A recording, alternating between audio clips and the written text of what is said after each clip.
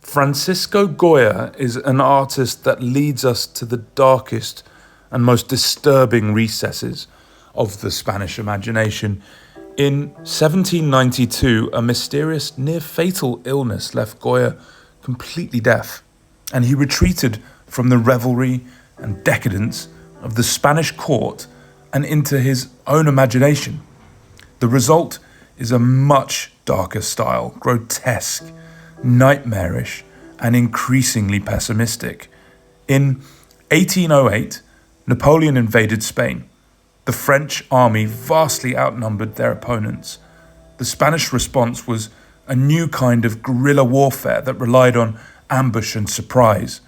The conflict that resulted was without rules, chivalry, or honor, and women and children were murdered. There was mass rape, people were mutilated, and Goya saw it all. Deaf, bereft of God, and convinced of man's inhumanity, he withdrew from the world and moved into an isolated house in a forest outside Madrid, and directly onto its walls he painted an extraordinary expression of his despair. They are known as the Black Paintings, and nobody really knows why he painted them, nor what they really mean.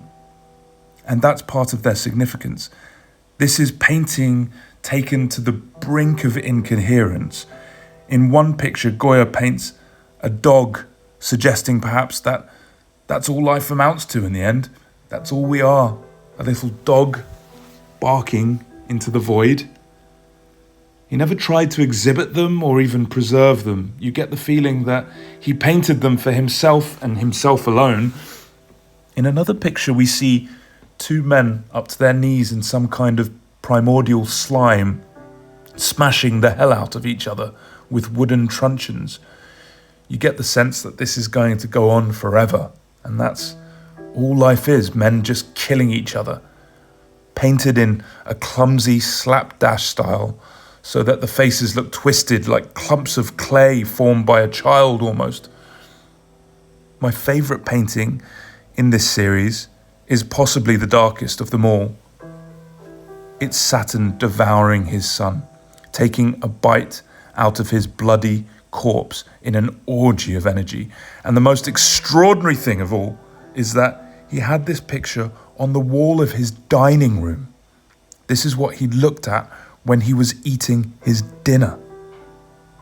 Soon after he completed the Black Paintings, his sight deteriorated to the point where he went completely blind, and within 5 years, he was dead.